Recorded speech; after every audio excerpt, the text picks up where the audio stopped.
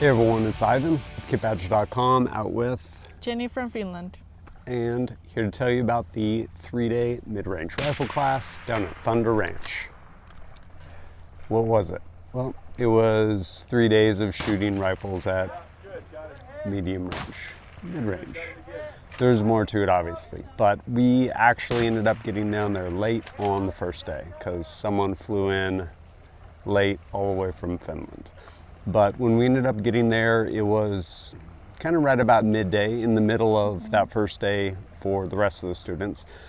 What happened before we got there? Well, I'm pretty sure there was a intro brief covering like, hey, this is what we're going to cover in the class, welcome to Thunder Ranch, all that stuff. Then there was probably zeroing. And then we basically got there right when they wrapped up dialing. So part of the class is honestly just gathering data on your gun. And the way they do that is there's ballistic apps and all that other stuff that does get covered, but good hard data with your gun, which is accomplished by just shooting respective yard lines and seeing whatever your come-ups are, whether it's in mils or MOA. And they just finished that, so we hopped right in. They're like, hey, is your gun zeroed? We're like, pretty sure. Basically confirmed on a KYL, know your limits at 100, so progressively smaller targets, center, center, center, center. Then you shot pretty much center, center, center. And it's like, all right, let's go. You guys have dope on your guns? I'm like, yes.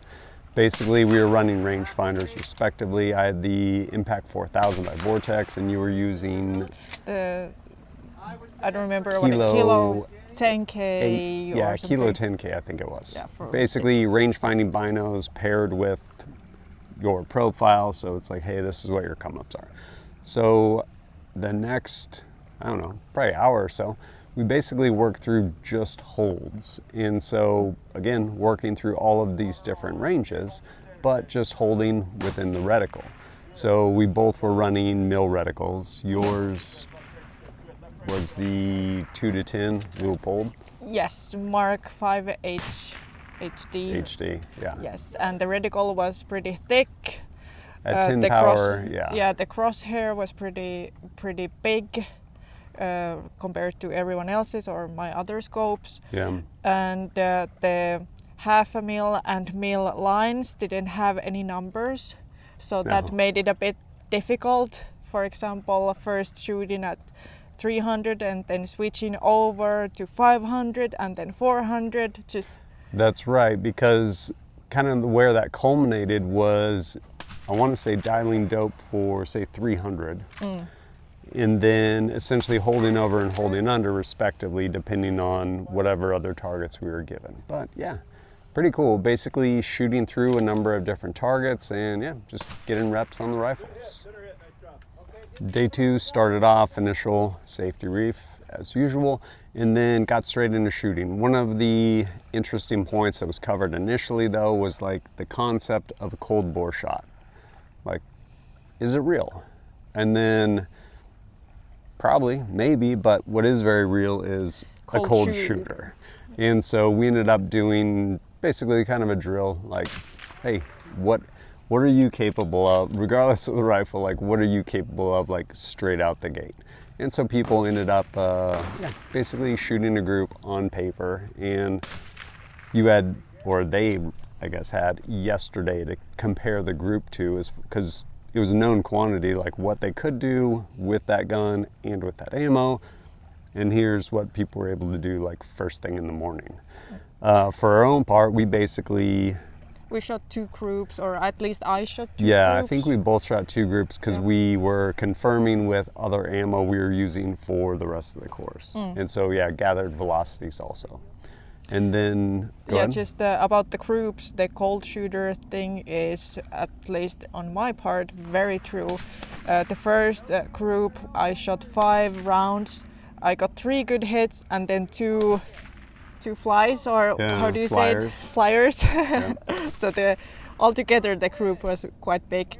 And then I changed to 77 grain ammo, and I and the group was much smaller, and it was at 100 yards, so I don't know if the ammo had that much impact because it's such a short distance, but I know that I shot better the second group. For and sure. In competitions, the people who shoot USPSA, ITPA, IPSC or SRA know that the first stage of the day is usually the like yeah but then it's like then you start to get like, in okay, the hang I'm of warmed it. up, like let's go now. Yeah.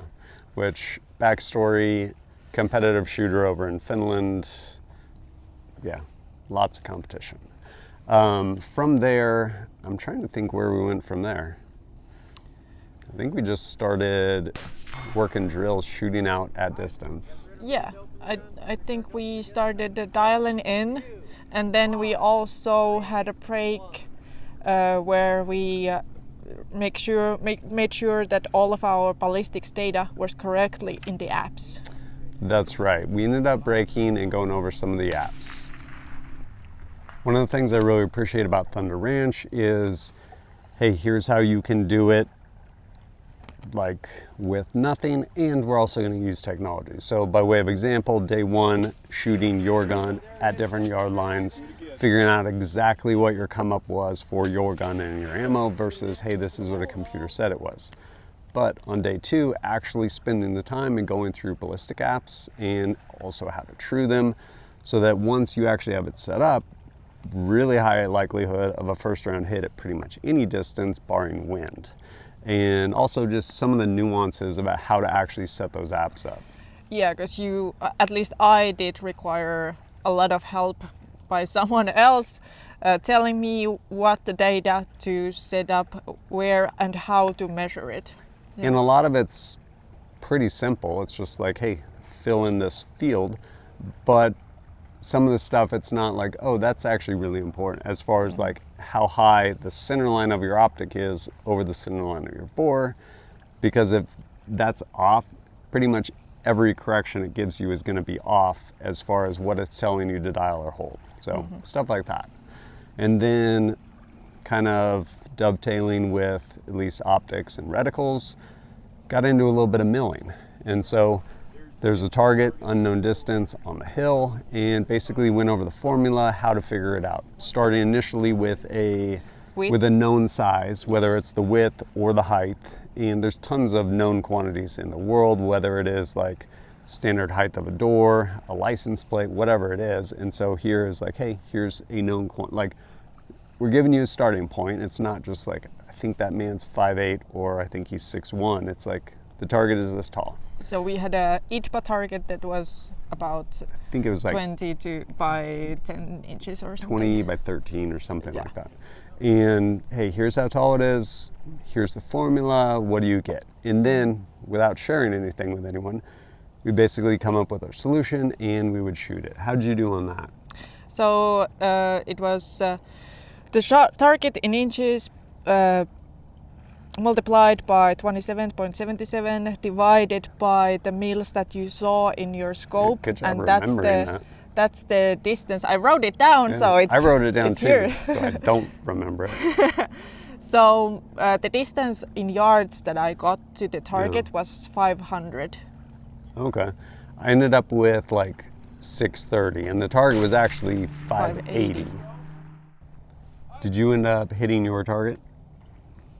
Took you a couple rounds probably. Well, my target was in the middle of trees branches. Like if the branches are here, I could see obscured. 1/3 of the bottom of the target. I had to shift way over to the side to like have it pretty clear. Yeah, I tried shifting to left and right, but I could see 1/3 of it from my own spot, and I did not hit it the first time. I don't remember how many rounds, but I think I got there like within 5 rounds or something.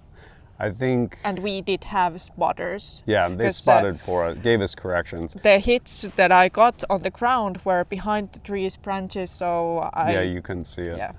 I think it was second or maybe third round, basically making a correction for wind. But pretty cool. And even though I was, I guess, about 50 yards off, you were probably closer to 80. You might have been corrected on, but the difference in 50 yards at that distance on that target, like as long as you did your part, you're still pretty good. But it definitely made me appreciate the difference in reticles though too, with respect to my glass versus hers, where deciding if that was 0.9 mils or if the target was 0.8 mils, like if you just have these thick 0.5 hole, 0.5 hole mil scale versus something like mine, which is 0.2, definitely makes it way easier to actually calculate and stuff like that. So equipment does matter. The other thing we ended up accomplishing on day 2 was positional shooting, which is not usually people's favorite thing, especially with the guns people brought. And when I say positional shooting, I mean anything other than prone. And so, for example, we worked off the rails, correct? So we had cattle rail with 4 different levels and shot from all of those levels to different distances. Yeah, and basically a nuance of like, hey, how to basically set your position up, whether like if you're tall enough, like best practice for your legs, for example, as far as like not having them bent, like if you can avoid it, and yeah, different things like that, or how to load the gun, whatever it may be. And then probably the worst though is when we got into positional shooting without anything. So it was you, your gun, and your sling. And to include some offhand shots, which for you, it didn't really matter because you're shooting offhand with an AR and pretty easy day versus like, I'm pretty sure my gun set up, it was like a solid 20 pounds. And so shooting a 20-pound rifle offhand, even just at 100 yards, like not the easiest thing, like, come to find out. And to include other positional stuff as far as different types of kneeling and sitting. And I think it was great because again, it's one of those things that doesn't get covered. And while positional shooting is like regular rifleman stuff, honestly, rifle stuff doesn't get covered. If you go to a like rifle or a carbine class or anything, you probably don't do anything past 25 yards, and you probably never use your sling the way it was made to be used. And so we've largely got away from a bunch of those skills, and definitely good to revisit those. The other thing we ended up doing on day 2 was basically shooting as far as we would end up shooting the entire course, where there was a target, I want to say around like 900 yards. Like it was a stretch. I think it was 900 and change maybe. And definitely challenging, like getting those hits. Keep in mind, most people are shooting 308 or 6.5 Creedmoor, pretty much one of those two. Or I think someone also had a 6 arc, and then you and one other person was shooting 5.56, which that's a stretch. Yep, and based on where we were, like positioned, prone on the line. Yeah, the target was behind a tree. So me and Dustin next to me, who also shot 5.56, we could only see some of the shoulders of the target and then the head of the target. So it was pretty challenging to get there. Hard shot. That kind of wrapped up day 2. Coming back out on day 3, probably the most fun on a number of different fronts. One, everyone kind of had all the foundational stuff as far as all of our data gathered, confirming everything. And so day 3, just kind of got to put it all together. And it started actually with a hike up a hill, beautiful morning over there at Thunder Ranch, and working on shooting actually down pretty steep angle at a number of different targets from a number of different positions.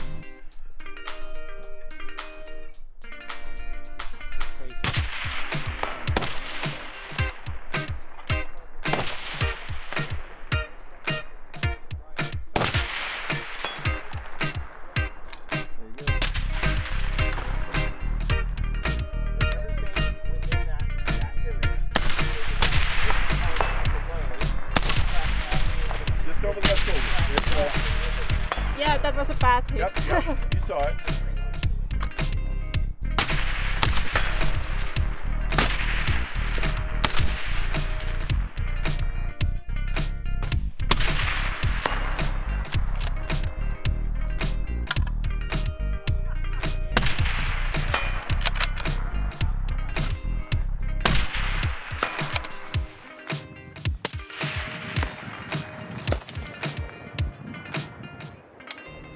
And then eventually, once we had finished shooting there, basically moved over to a couple different positions where, again, just amazing layout of that range to where we were shooting initially up on Brown Range, we are now shooting down on it on some of the same and also some different targets.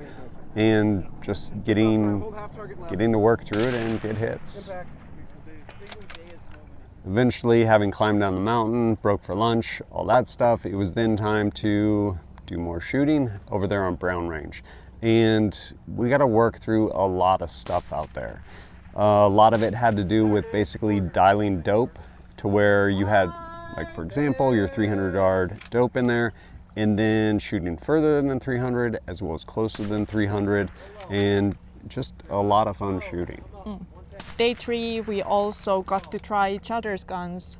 We shot 2 cool. rounds out of each one of our guns, and I think it was 11 students, 11 different guns. 10 or 11, and so basically everyone had their ammo, like top off your gun, dial 300 dope, because it wasn't just like chuck it at 100 yards, so dial 300, and you just work through all the different guns. And what was your takeaway coming away from that? So, in general, you have to be able to shoot other people's guns. And Good for skill to me, I'm not that familiar with bolt guns.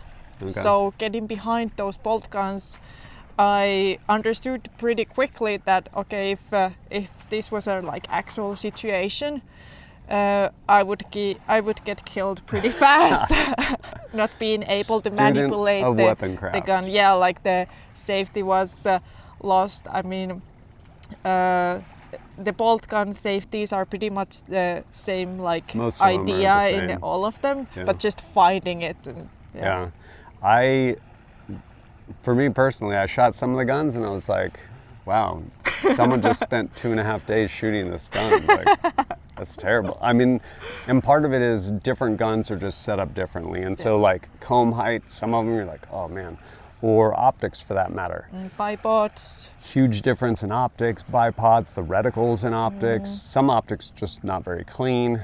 Some, there was a lot of recoil. Some like beat me up, just like a sharp cheek piece. Yes, mine too, like a really narrow cheek piece, and it would just hit me on the cheekbone all the time. Yeah, it was a good learning experience. Yeah.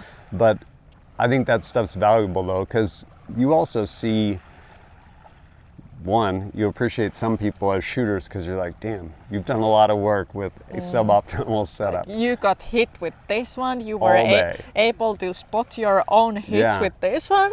But it's pretty cool seeing different stuff, and because some of the stuff was pretty cool. For example, there were actually 2 engineers from SIG Electro-Optics.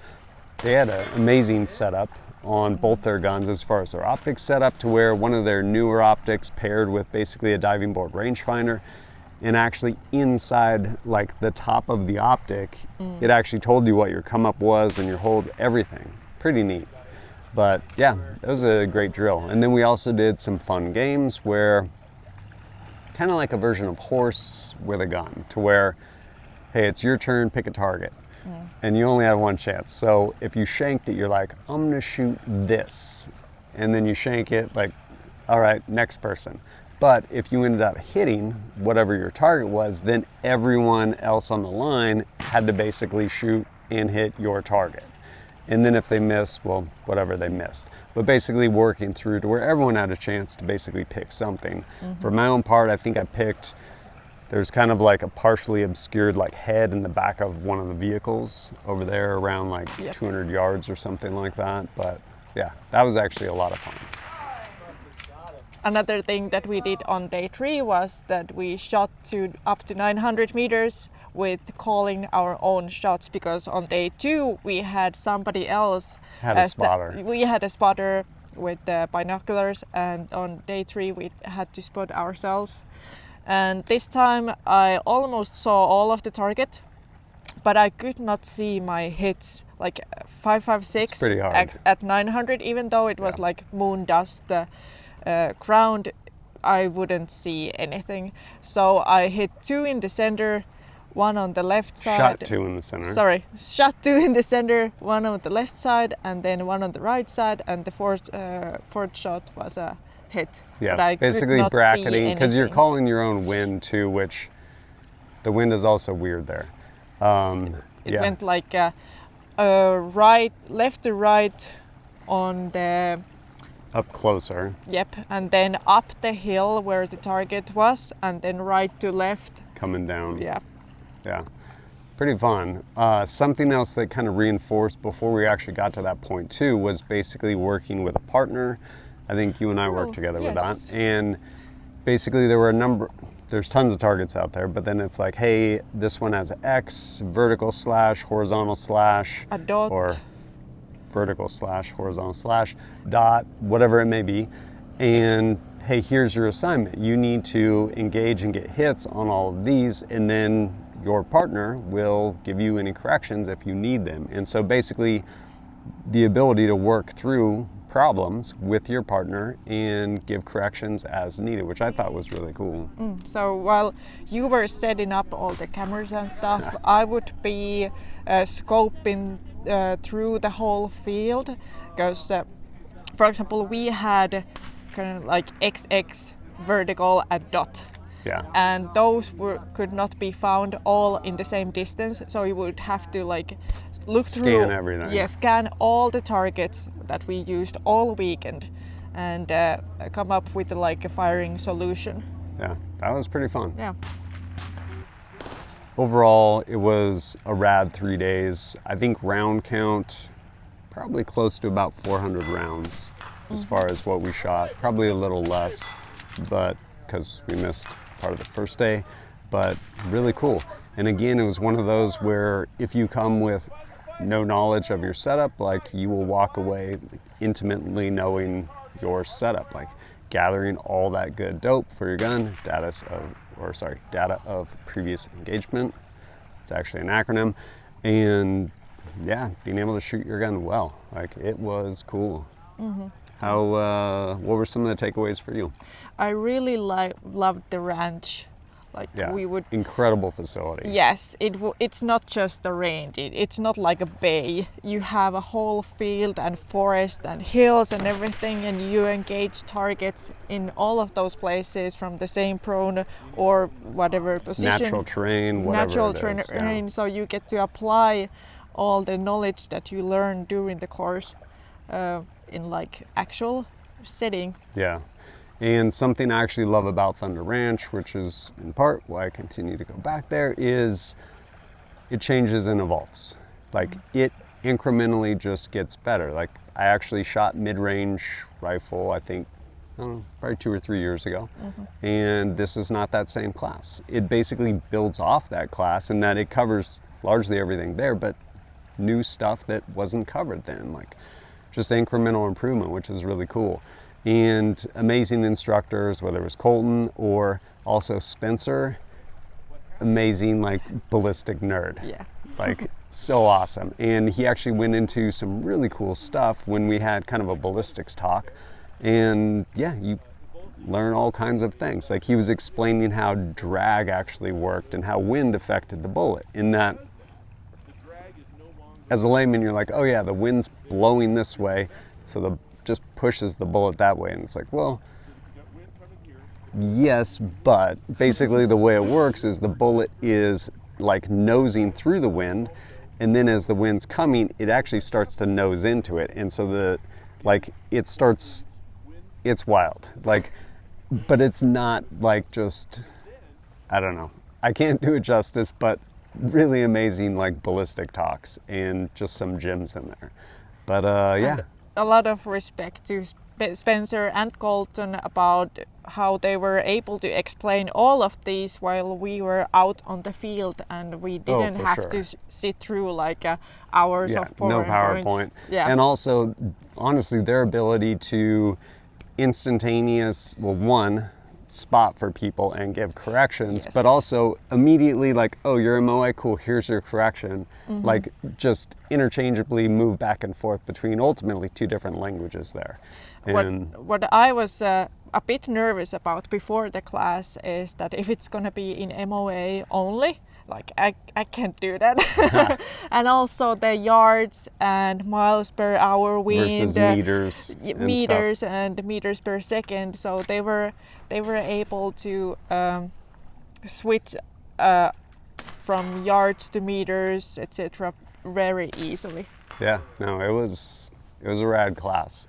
And of course, Thunder Ranch teaches all kinds of stuff. But if you're interested, there'll be links down below. You can check out more of their classes, as well as links to basically the entire loadout of respectively both of us over there too. But as always, thanks for joining us at kitbadger.com. Look forward to seeing you next time.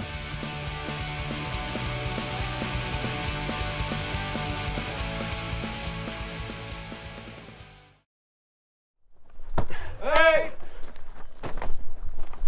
9, now 10, get 'em.